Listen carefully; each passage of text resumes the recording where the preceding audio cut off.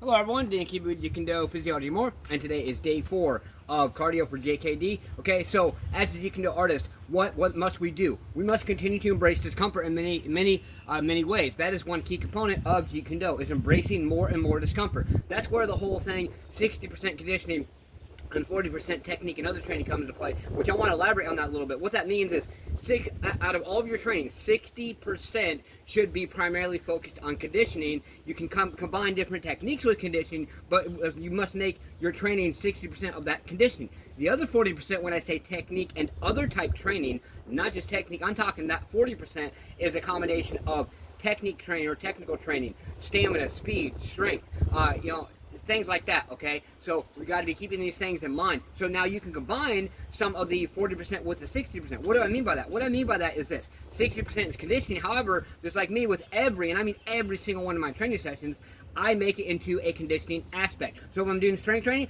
I still make it into conditioning aspect, okay? So for instance, if you're going to be working on punches and you're working more on conditioning, so you're going to go 1, 2, 3, 1, 2, 3, 1, 2, 3 consecutively, because that's going to get your heart rate up, that's going to get those cardiovascular benefits, okay? But let's say you already done 3 sets of that, and you already have your heart rate up, you're already breathing hard, so then you can just focus a little bit on your technique.